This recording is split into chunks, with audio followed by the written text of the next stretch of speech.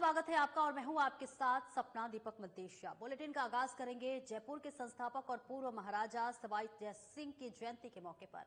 रविवार को मुख्यमंत्री दिया कुमारी ने स्टैच्यू सर्किल पहुंचकर दीप प्रज्वलित किया और उन्हें श्रद्धांजलि दी।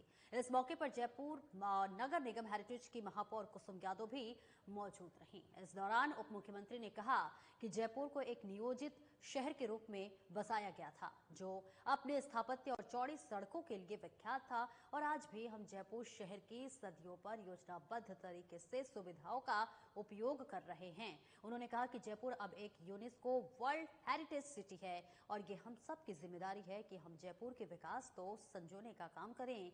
वहीं दिया कुमारी ने कहा कि हेरिटेज को बचाने के साथ ही शहर को स्वच्छ रखने की जिम्मेदारी न केवल सरकार और स्थानीय प्रशासन की है बल्कि शहर के नागरिकों की भी है। इस मौके पर उप मुख्यमंत्री दिया कुमारी ने आह्वान किया कि जयपुर शहर को स्वच्छता के मामले में देश के टॉप 3 शहरों में शामिल करने के प्रयास किए जाएं। तो देखिए तस्वीरें आपको दिखा रहे हैं जहां पर उप मुख्यमंत्री दिया कुमारी पहुंची हुई हैं और इसी के साथ आयोजन में भाग लेती हुई भी नजर आ रही हैं, जहां जयपुर के संस्थापक सवाई जय सिंह की जयंती है और इस मौके पर उप मुख्यमंत्री दिया कुमारी पहुंची हुई हैं। स्टैच्यू सर्किल पहुंची उप मुख्यमंत्री दिया कुमारी और जहां स्वच्छता में टॉप 3 शहरों में जो जयपुर आया है वहां भी उन्होंने शिरकत की और इसी के साथ साथ लोगों से जो है स्वच्छता के लिए भी अपील की है। तो तस्वीरें दिखा रहे जहां जयपुर के संस्थापक और पूर्व महाराजा सवाई जय सिंह की जयंती के मौके पर उप मुख्यमंत्री का आगमन हुआ, जहां उन्होंने श्रद्धांजलि भी दी और इस मौके पर जयपुर नगर निगम हेरिटेज की महापौर कुसुम यादव भी उनके साथ मौजूद रहीं। और इस बीच उप मुख्यमंत्री ने कहा कि जयपुर की एक नियोजित शहर है रूप में बसाया गया था, जो कि अपने स्थापत्य और चौड़ी सड़कों के लिए विख्यात है और आज भी हम जयपुर के शहर जो है उसकी सदियों पर योजनाबद्ध तरीके से बनी सुविधाओं का भी उपयोग कर रहे हैं। और इसी के साथ उन्होंने यह भी कहा कि जयपुर अब एक यूनेस्को वर्ल्ड हेरिटेज सिटी है और ये हम सब की जिम्मेदारी है कि हम जयपुर के विकास को संजोने का काम करें। बिल्कुल, जयपुर के संस्थापक जयपुर के फाउंडर सवाई जय सिंह जी की आज जन्म जयंती है। सभी को गर्व है और जयपुर जिस तरह से बहुत अच्छी प्लान सिटी के रूप में बना था, बसा था और जयपुर में पूरे देश से जितने व्यापारी बुलाए थे, अलग अलग कारीगरों को बुलाया था, बिजनेसमैन को बुलाया था और जिस तरह से जयपुर उस समय बसाया गया था, सबसे बेस्ट प्लान सिटी था। और जिस तरह से वो हमारे जय सिंह जी, सवाई जय सिंह जी एक एस्ट्रोनॉमर थे, एक बहुत बड़े जिस तरह से एक प्लानर होता है, एक एडमिनिस्ट्रेटर होता है, वो उनसे हम सभी को प्रेरणा मिलती है कि उन्होंने उस समय जयपुर की योजना बनाई, जिस तरह से जयपुर को बसाया। आज भी हम देखते हैं जयपुर वर्ल्ड सिटी परकोटे में जिस तरह से नालियाँ हैं, सीवरेज है, जिस तरह से सड़कें चौड़ी हैं, वो अभी भी एक उदाहरण के रूप में हम सभी के लिए कि उस समय उस प्लानिंग से उन्होंने जयपुर को बसाया। सभी को सीख मिलती है और जिस तरह अभी जयपुर जो है हमारी विरासत है, हमारा हेरिटेज है, हमारी संस्कृति है, इन सभी चीज़ों को आगे बढ़ाने के लिए इन सभी में नागरिकों को अपनी भागीदारी रखनी चाहिए। प्रशासन है, सरकार है, ये सब तो कर ही रहे हैं अपना, लेकिन जो नागरिकों का भी एक रिस्पॉन्सिबिलिटी है, उनका भी एक, मैं मानती हूँ, जिम्मेदारी है, जो जिम्मेदारी उनको भी निभानी चाहिए। हम सब मिलकर काम करें, जयपुर को सुंदर बनाए रखें, स्वच्छ बनाए रखें। और मैं बिल्कुल हमारी महापौर से भी कहना चाहूँगी कि जयपुर को स्वच्छ बनाने के लिए सफाई पे विशेष ध्यान रखा जाए और जो वर्ल्ड सिटी है उस पर भी इस बार जो सरकार ने बजट भी एलोकेट किया है, तो इस बार परकोटे पे भी ध्यान रखा जाएगा कि यहाँ भी और सुंदर बने हमारा परकोटा, लेकिन ये आपसी सहयोग से बनेगा। जितना कि सरकार करेगी उतना ही नागरिकों को भी करना होगा। जयपुर का स्थापना दिवस भी आने वाला है 23 नवंबर। बिल्कुल, उसके लिए भी सबको बहुत बहुत शुभकामनाएं। मैं यही कहना चाहूंगी कि हमारा जयपुर इतना सुंदर है, लेकिन इसको और भी सुंदर बनाने की जिम्मेदारी आप लोग भी अपनी जिम्मेदारी रखें और जिम्मेदारी निभाएं और हम लोग भी, सरकार, प्रशासन मिलकर भी बहुत जयपुर को और आगे बढ़ाने के लिए एक world class tourist city, UNESCO world heritage site है जयपुर, बहुत गर्व की बात है हम सभी के लिए, लेकिन इसको और अच्छा बनाना, इसको स्वच्छ बनाना करना, ये भी जो मुझे लगता है कि जो हमारी स्वच्छता वाली जो लिस्ट आती है हर साल, उसमें जयपुर को भी हम लोगों को टॉप 3 में लाना है ना, ये हमारा होना चाहिए।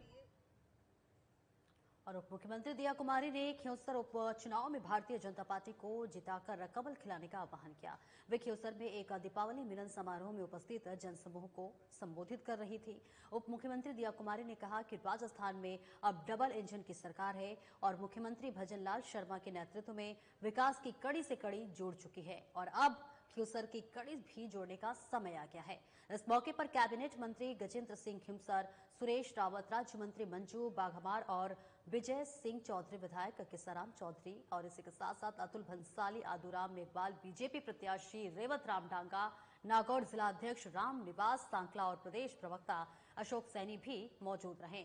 वहीं उप मुख्यमंत्री ने बीजेपी प्रत्याशी रेवत राम डांगा के समर्थन में अपील करते हुए कहा कि ये बहुत जरूरी है कि खियोसर में भी ऐसा विधायक बने कि जनता के सारे काम तुरंत हो और खियोसर किसी भी मायने में पीछे नहीं रह जाए। उन्होंने कहा कि इसके लिए बीजेपी का विधायक बनना बहुत जरूरी है और आप मतदाता के रूप में बीजेपी में को अपना समर्थन दें। तो देखिए, उप मुख्यमंत्री दिया कुमारी लोगों से अपील करती हुई नजर आ रही है। उपचुनाव को लेकर उन्होंने लोगों से अपील की और भारतीय जनता पार्टी को भारी से भारी मतों को से जिताने की भी अपील की है और इसी के साथ साथ उन्होंने जो है बीजेपी प्रत्याशी के लिए वोट की अपील करती हुई उप मुख्यमंत्री दिया कुमारी नजर आई। तस्वीरें आपको दिखा रहे हैं जहां पर दीपावली मिलन समारोह में उप मुख्यमंत्री दिया कुमारी पहुंची हुई थी। खियोसर में कमल खिलाने का उन्होंने अपील की है, जनता से अपील की है और इसी के साथ साथ उपचुनाव के लिए लोगों से अपील की है ज्यादा से ज्यादा मतों से भारतीय जनता पार्टी के प्रत्याशी को वोट दे। दिया कुमारी ने मातृशक्ति की विशेष भी अपील की है और इसी के साथ साथ बीजेपी को समर्थन देने की भी अपील करते हुए उप मुख्यमंत्री दिया कुमारी नजर आई। तो तस्वीरें दिखा रहे जहां पर दीपावली मिलन समारोह में उपस्थित जनसमूह को संबोधित करने पहुंची हुई थी। और भारतीय जनता पार्टी प्रदेशाध्यक्ष मदन राठौर ने सालासर बालाजी धाम के दर्शन किए और प्रदेश की खुशहाली और आगामी विधानसभा उपचुनाव में 7 सीटों पर बीजेपी की विजय के लिए पूजा अर्चना की। इस मौके पर मंदिर प्रशासन पदाधिकारियों ने मदन राठौर का तिलक लगाकर दुपट्टा पहनाया और विशेष पूजा कराई। पार्टी पदाधिकारियों और कार्यकर्ताओं ने राठौर का गर्मजोशी से स्वागत किया। इस दौरान प्रदेशाध्यक्ष राठौर ने कहा कि प्रधानमंत्री नरेंद्र मोदी की रीति और नीति में देश का युवा विश्वास जता रहा है।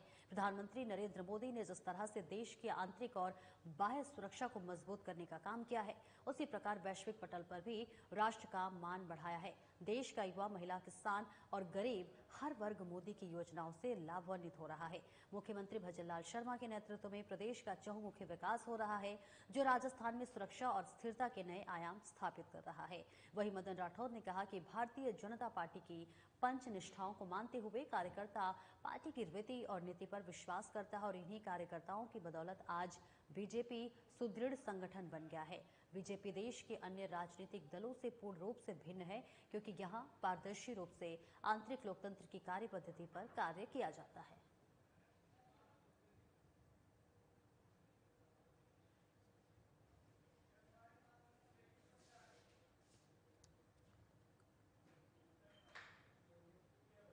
और इस बीच एक बड़ी खबर आप सामने आ रही है जहां पर सचिन पायलट दौसा में प्रचार प्रसार करने वाले, ये बड़ी जानकारी आप तक पहुंचा रहे हैं। जहां कांग्रेस प्रत्याशी दीनदयाल बैरवा के समर्थन में जनसंपर्क करेंगे। दिल्ली से रवाना होकर चुनाव प्रचार पर निकले सचिन पायलट शाम 4:30 बजे प्रधान चुनाव कार्यालय का करेंगे उद्घाटन। तो ये बड़ी जानकारी आपको दौसा से दे रहे हैं जहां पर सचिन पायलट चुनाव प्रचार करने वाले हैं। कांग्रेस प्रत्याशी दीनदयाल बैरवा के लिए वोट की अपील करेंगे, जन समर्थन से जो है जन समर्थन देने की भी अपील करेंगे। दिल्ली से रवाना फिलहाल हो चुके हैं। चुनाव प्रचार के लिए सचिन पायलट निकल चुके हैं, जहां आज शाम 4:30 बजे जो है प्रधान चुनाव कार्यालय का उद्घाटन भी करने वाले हैं।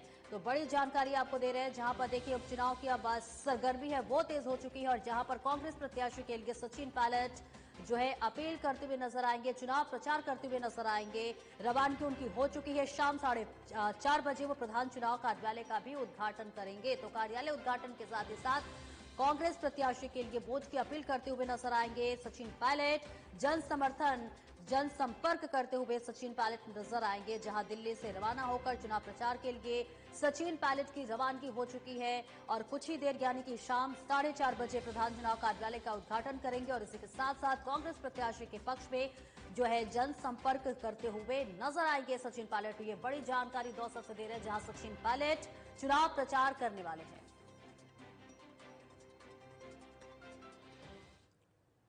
और वहीं बीकानेर विधायक जेठानंद व्यास ने रविवार को संवेदनशील पहल करते हुए गंगा शहर क्षेत्र में रहने वाले हरिकिशन माली को 50,000 रुपए का चेक सौंपा। मानसून के दौरान आई भारी बारिश के कारण हरिकिशन का गंगा शहर के वार्ड नंबर स्थित 4 पर मकान गिर गया था। तब विधायक ने देर रात तक वहां रहकर पानी की निकासी करवाई थी। इस दौरान विधायक ने हरिकिशन को अपनी तनख्वाह में से 50,000 रुपए देने का वादा किया था, जिसे निभाते हुए उन्होंने ये चेक सौंपा। उन्होंने बताया कि राज्य सरकार को मकान गिरने से संबंधित रिपोर्ट भिजवाई गई है। सरकार से भी आपदा प्रबंधन के नॉर्म्स के अनुसार राशि स्वीकृत कराई जाएगी। और इस बीच जयपुर के आगामी दौरे के दौरान इस बारे में चर्चा करने की भी बात कही।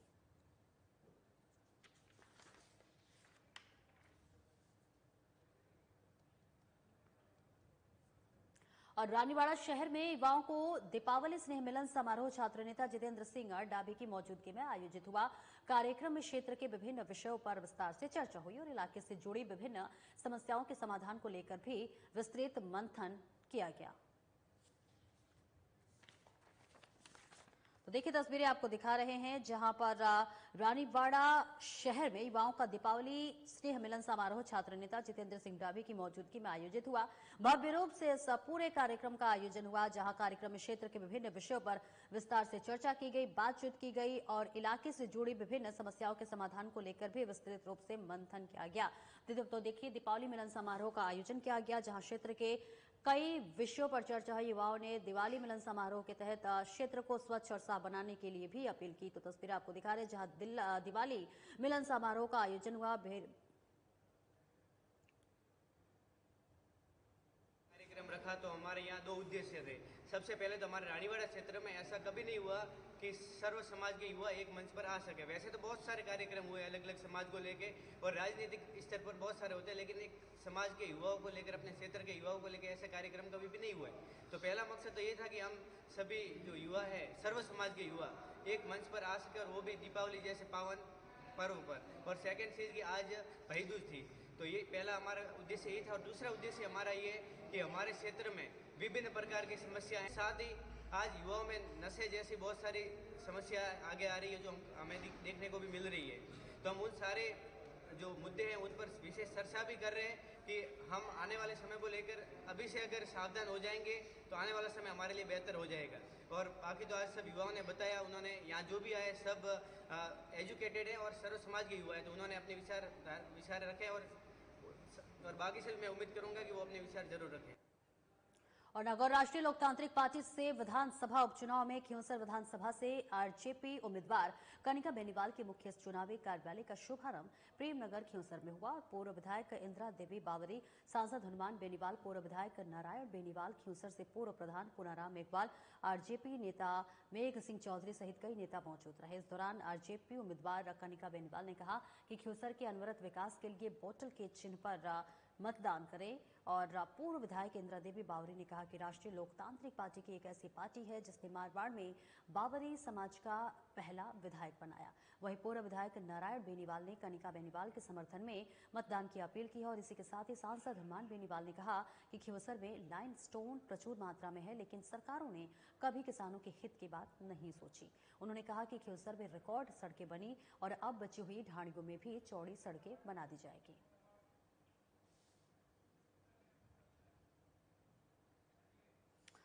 तो देखिए तस्वीर आपको दिखा रहे हैं, जहां पर शुभारंभ के मौके पर आरजेपी के कार्यकर्ता मौजूद रहे। आरजेपी प्रत्याशी के चुनावी कार्यालय का शुभारंभ किया गया और शुभारंभ में तमाम दिग्गजों की भी मौजूदगी रही। तो तस्वीरें दिखा रहे हैं, जहां पर नागौर राष्ट्रीय लोकतांत्रिक पार्टी से विधानसभा उपचुनाव में खींवसर विधानसभा से आरजेपी उम्मीदवार कनिका बेनीवाल की मुख्य चुनावी कार्यालय का शुभारंभ जो हुआ है और इसका शुभारंभ प्रेमनगर खींवसर में हुआ, जहां पूर्व विधायक इंदिरा देवी बावरी और सांसद हनुमान बेनीवाल, वही पूर्व विधायक नारायण बेनीवाल के उत्सव भी इस पूरे कार्यक्रम की भव्यता बढ़ाते हुए नजर आए। इस दौरान आरजेपी उम्मीदवार कनिका बेनीवाल ने यह भी कहा कि खेसर के अनवरत विकास के लिए बोतल के चिन्ह पर मतदान करें। और पूर्व विधायक इंदिरा देवी बावरी ने यह भी कहा कि राष्ट्रीय लोकतांत्रिक पार्टी ही एक ऐसी पार्टी है जिन्होंने मारवाड़ में बावरी समाज का पहला विधायक बनाया। और वहीं पूर्व विधायक नारायण बेनीवाल ने कनिका बेनीवाल के समर्थन में मतदान की अपील भी की। और इसी के साथ साथ सांसद हनुमान बेनीवाल ने कहा कि खेसर में लैंडस्टोन प्रचुर मात्रा में है, लेकिन सरकारों ने कभी किसानों के हित में बात नहीं सोची है।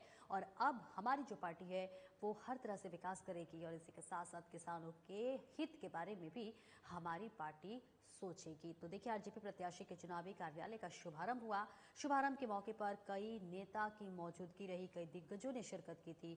और इसी के साथ साथ कनिका बेनीवाल ने अनवरत विकास करने के लिए वोट की अपील की है।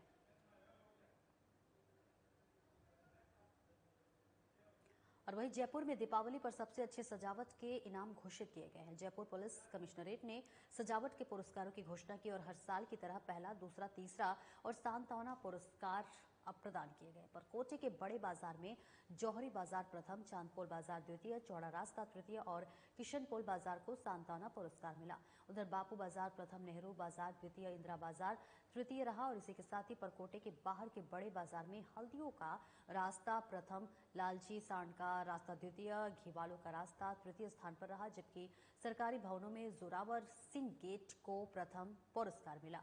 वहीं एसएमएस मेडिकल कॉलेज को सजावट में प्रथम पुरस्कार मिला, जेडीयू को द्वितीय और जयपुर ग्रेटर निगम को तृतीय पुरस्कार मिला।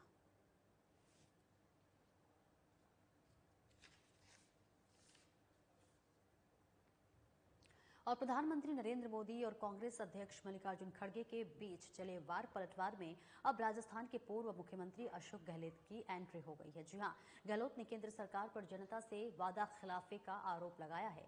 गहलोत ने ट्विटर पर लिखा, राजस्थान में बीजेपी सरकार ने कांग्रेस सरकार की सभी योजनाओं को बंद कर दिया या कमजोर कर दिया, जिससे कि जनता में तीखी प्रतिक्रिया हो रही है। आपको राजस्थान के लोगों के बीच एक अध्ययन करवाना चाहिए ताकि पता चल सके कि हमारे घोषणा पत्र के अनुसार लागू की गई कांग्रेस सरकार की योजनाओं को बंद करने के कारण लोगों में कितनी पीड़ा है। और ऐसे में प्रधानमंत्री को इस तरह का बयान देते देखना बहुत दुखद है। उनकी सरकार 2014 और 2019 में जनता से किए गए वादों को पूरा करने में विफल रही है।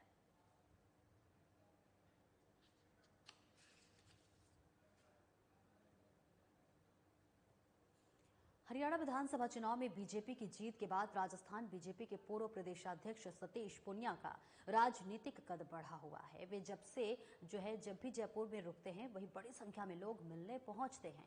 राजस्थान की राजनीति में उनकी नई भूमिका को लेकर भी चर्चा होने लगी है। और इन तमाम सवालों के जवाब देते हुए सतीश पुनिया ने कहा कि गोविंद सिंह डोटासरा हरियाणा भी आए थे, वहां भी गमछा हिलाया था, राजस्थान में भी गमछा हिला रहे हैं, मिला कुछ भी नहीं। इसलिए मुझे लगता है कि वह इस तरह की डांसिंग एक्ट की जगह संगठन को ठीक करते तो ज्यादा बेहतर होता।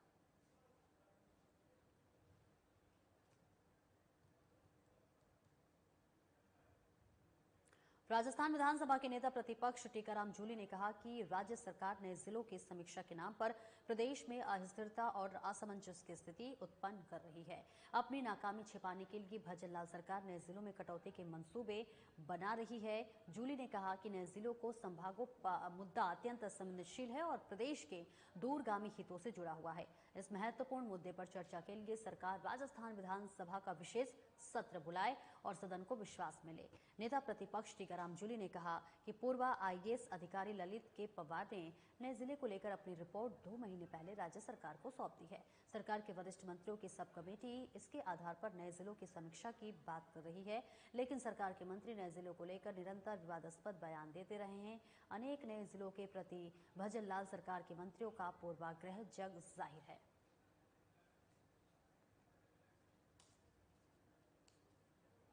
और वहीं बांसवाड़ा में एक दर्दनाक सड़क हादसा घटित हुआ है। सूचना के मुताबिक बांसवाड़ा से साबला जाते समय एक स्कॉर्पियो अनियंत्रित होकर पुलिया से नीचे गिर गई। इस हादसे में स्कॉर्पियो सवार 2 युवकों की दर्दनाक मौत हो गई, जबकि एक व्यक्ति गंभीर रूप से घायल हो गया है, जिसका इलाज जिला अस्पताल में चल रहा है। फिलहाल पुलिस पूरे मामले की छानबीन में जुटी हुई है।